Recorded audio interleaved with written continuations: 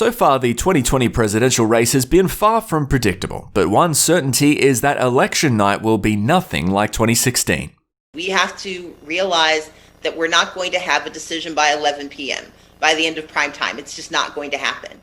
The key reason for this is the unprecedented number of early votes by mail brought on by the COVID-19 pandemic. A month out from election night, figures showed that more than 4 million Americans had already voted. That's 50 times the amount of early voters in 2016. The record wave of early and mail-in votes could skew early data on election night, as a Reuters poll revealed that about 58% of Democrats plan to vote early compared to only 40% of Republicans.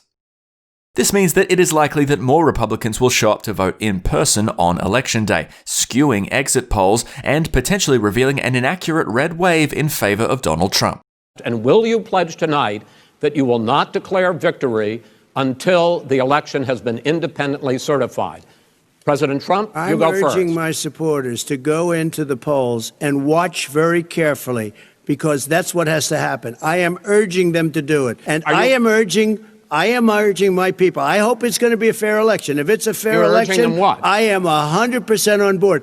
This could throw the election into total chaos if Trump were to declare victory based on initial results on the night. Any such declaration will create a new reality for the president's supporters and sow doubt and distrust into any competing results claim. The fact is, I will accept it, and he will too. You know why?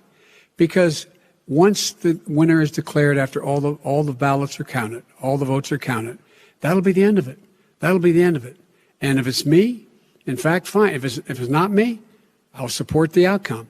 Based on early voting turnout, experts are predicting a possible voter turnout of 150 million, representing 65% of eligible voters, which would be more than the overwhelming 2008 Obama win and the highest rate since 1908.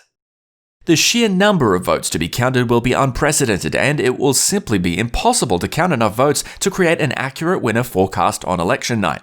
Pollsters, journalists, and politicians alike are predicting that it could take days or even weeks before a winner can be accurately determined. This delay is only made more complicated by Trump's perceived intent to call mail-in voter results into question. This is going to be a fraud like you've never seen. The other thing, it's nice on November 3rd, you're watching and you see who won the election. And I think we're going to do well because people are really happy with the job we've done. But you know what? We won't know. We might not know for months. If the election is close and results are pushed into court challenges, then the chaos of election night could potentially turn into the chaos of election month.